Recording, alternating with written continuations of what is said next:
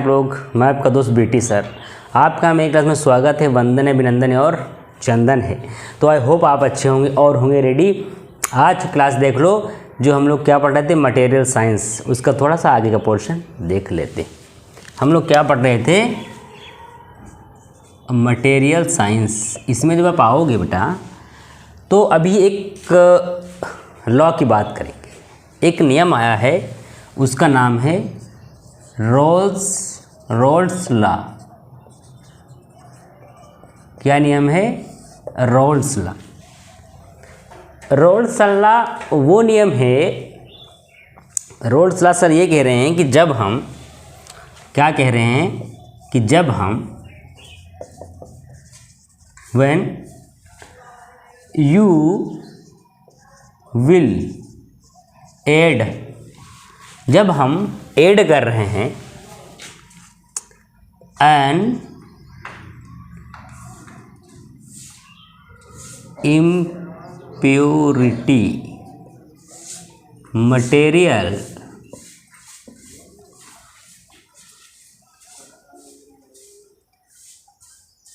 a pure material.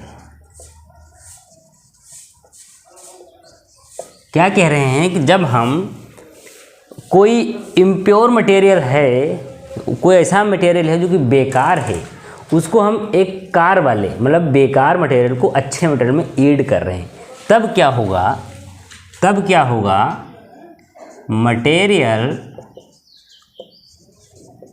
Melting point decrease. इनका मतलब क्या हुआ है कि जब कोई आपके पास एक ऐसा मटेरियल है जो कि प्योर है, उसमें अगर हम इम्प्योर मटेरियल को डाल देंगे तो जो मटेरियल की जो मेल्टिंग पॉइंट होगा वो डिक्रीज़ हो जाएगा। कैसे समझोगे भैया?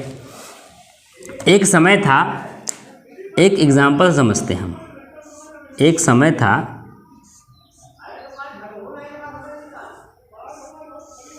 जब एक साइंटिस्ट साहब ने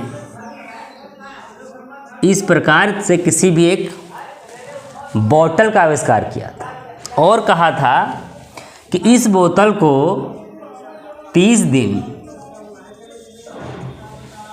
दिन मतलब 30 डेज डेली क्या कहा था रेगुलर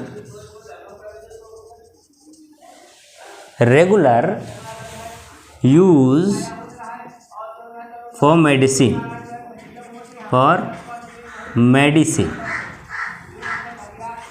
एक साइंटिस्ट साहब थे, जो ये लॉ है आपका, हाँ रोल्स लॉ, ये क्या कह रहा है, जब कोई मटेरियल आपके पास एक अच्छा है, प्योर है, उसमें आप जब इम्प्योर मटेरियल मिला दोगे तो उसके जो मेल्टिंग पॉइंट होगा वो घट जाएगा। ठीक, अब समझोगे कैसे बेटा?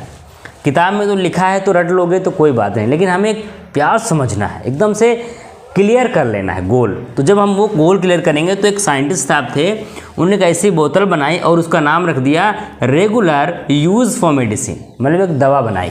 क्या बनाई? एक दवा बनाई। इसका नाम क्या है? दवा। इस दवा को इन्होंने बोला कि आप इसको रेगुलर यूज़ करेंगे। क्यों यूज़ करेंगे? उन एरियो के लिए जहाँ पे टेम्परेचर माइनस में रहता है, जहाँ का टेम्परेचर कितना रहता है? माइनस में। और अगर लोग इसका एक चम्मच, मतलब ये जो ढकनी बनी हुई है, ये एक ढकनी बोले तो 10 ml की होगी, 10 ml या 5 ml। अगर इस ढकनी भर इस दवा का आप रोज़ यूज़ करेंगे, रेगुलर यूज़ फॉर मेडिसिन, तो आपका स्वास्थ्य बहुत अच्छा रहेगा। मतलब आप स्वस्थ रहेंगे, मस्त रहेंगे, कोई बीमारी आपको नहीं लगेगी, और जो इतना टेम्परेचर ये भी मेंटेन हो जाएगा। ठीक, और ये किन एरियो के लिए? जहाँ पे बहुत ठंड होती है। तो अब इसका नाम है रेगुलर यूज़ फॉर मेडिसिन। इसका ये तो फुल फॉर्म है, शॉर्ट फॉर्म क्या है? RUM। क्या है? रम। अब इसका यूज अब हम लोग काहे में करने लगे हैं? डेली बेस पे तो यूज करते हैं, लेकिन जो साइंटिस्ट साहब ने बताया था कि सिर्फ डेली 10 ml यूज करना है, उसकी जगह पे हम कभी कभी आधा बोतल पी जाते हैं, कभी पूरा पी जाते हैं, कभी 2 बोतल पी जाते हैं। तो जब हम इसको 2 बोतल पी जाएंगे तब अपनी बॉडी को ये नुकसान पहुंचाएगी। तब आपको ये आपके स्वास्थ्य को ये हानिकारक हो जाएगी, क्योंकि आपको 5 ml बताया गया है तो वो दवा है, ये दारू नहीं है, लेकिन आपने इसको डोज बढ़ा दिया तो ये क्या बन गई, दारू बन गई। ये नियम यही कहना चाह रहा है कि अगर आपको जो बताया गया है एक ढकनी वो अगर आप पिएंगे तो स्वास्थ्य अच्छा रहेगा, वो भी अपने इंडिया में, अपने भारत देश में, अपने यूपी में नहीं, इसको वहाँ पे जहाँ पे बहुत टेम्परेचर माइनस में चल रहा है। यहाँ तो हमेशा टेम्परेचर प्लस में ही चलता है, तो यहाँ के लिए नहीं है, बट वहाँ के लिए थी। अब वहाँ से उसका यूज जो हो रहा था ना, यूज़फुल कामों के लिए हो रहा था, अब अपने वहाँ क्या है, मिस यूज हो रहा कि भाई आपको नीड थी एक ढकनी की, तुमने पूरा बोतल पी ली, नाली में पड़े हो, घर वाले उठा के ले जा रहे हैं तुमको, तो इसका मिस यूज हो रहा भाई। तो इसी प्रकार ये नियम ये कहना चाह रहा है कि किसी चीज़ का अगर हम ज़्यादा उसमें मिला देंगे तो उसकी इम्प्योरिटी घट जाएगी। इसीलिए अगर आप एक ढकनी पियोगे तो दवा काम करेगी, पूरा बोतल पी लोगे तो कहीं और दवा ढूंढोगे और नाली में गिर जाओगे। इसी प्रकार ये नियम कह रहा है बेटा कि हम कोई भी मटेरियल लेंगे, उसमें ज़्यादा अगर मटेरियल हमारे ऐड हो गए हैं इम्प्योर, तो उसकी जो मेल्टिंग पॉइंट है वो डिक्रीज़ हो जाएगी।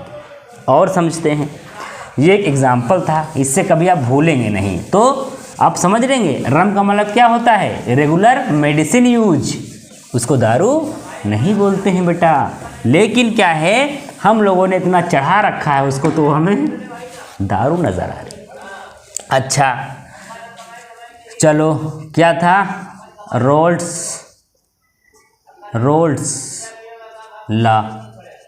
ये क्या कह रहा था कि जब हम कोई मटेरियल है मेरे पास मटेरियल है, इस मटेरियल में हमने क्या ऐड कर दिया बेटा, इम्प्योर चीज़ें हमने क्या ऐड कर दी, कोई मटेरियलिटी ए मानो, बी मानो, ये है एम मीन्स मेल्टिंग पॉइंट, ये है एन, ये दोनों क्या हैं, ये मेरे पास कोई पदार्थ हैं, कोई मटेरियल हैं जिनको ए माना है, इसको बी माना है, एन इसका मेल्टिंग पॉइंट है जहाँ पे ये मेल्ट हो जाएगा, बी इसका, ए इसका मेल्टिंग पॉइंट है जहाँ पे ये मेल्ट हो जाएगा। लेकिन कुछ कंडीशन इनकी ऐसी भी रहेंगी, इस एरिया में जो पदार्थ रहेगा उसको आप क्या बोलोगे, सॉलिड, क्या बोलोगे, सॉलिड। इसके 2 खांचे बना लो, इसको क्या बोलोगे, सॉलिड। ये कुछ इस तरीके से चलेगा,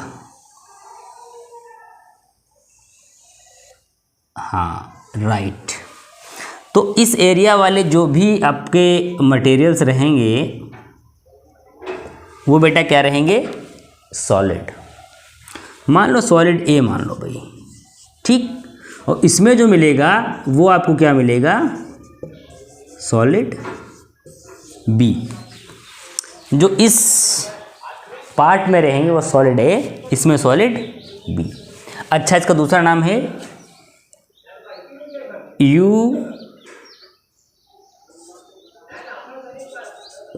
यूटेक्टिक एलॉय। इसका क्या नाम है, यूटेक्टिक एलॉय। इसी प्रकार इसका भी नाम है यूटेक्टिक एलॉय, ठीक, राइट।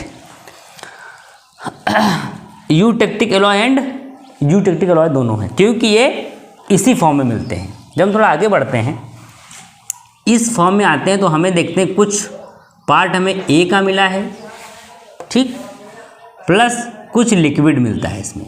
लिक्विड का मतलब क्या होगा है कि सॉलिड से थोड़ा सा ऊपर, प्योर लिक्विड नहीं, सॉलिड से थोड़ा सा ऊपर।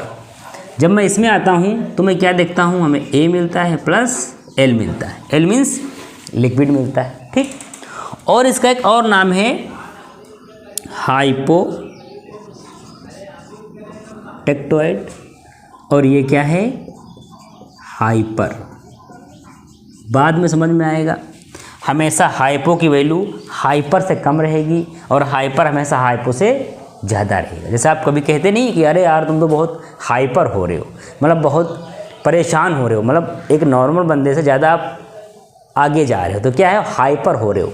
तो हाइपो हमेशा हाइपर से कम होगा, less than, but hyper and hypo is more than, ठीक है। आगे बढ़ते, जब हम इस फॉर्म की बात करेंगे, जब हम बेटा इस फॉर्म की बात करेंगे जब हम इसमें आएंगे तो हम इसमें क्या देखेंगे, प्योर हमेरा क्या दिखेगा, लिक्विड।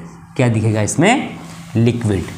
आपको पूरा क्या दिखेगा, एल फॉर्म दिखेगा, पूरा क्या दिखेगा, एल। ये पूरा लिक्विड है, ये सॉलिड है, ये लिक्विड प्लस सॉलिड है। अब ये क्या है, ठीक, मान लेते हैं बी, नहीं बी मान चुके हैं, मान लो HET,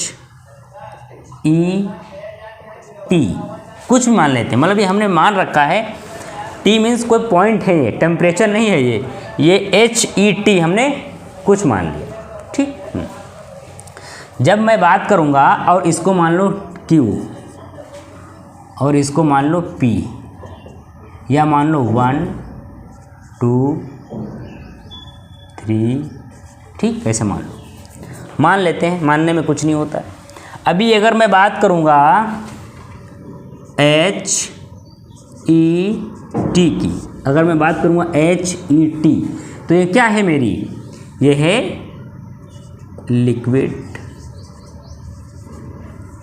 ये क्या है, लिक्विड फेज। मैं बात करूँगा अगर AQB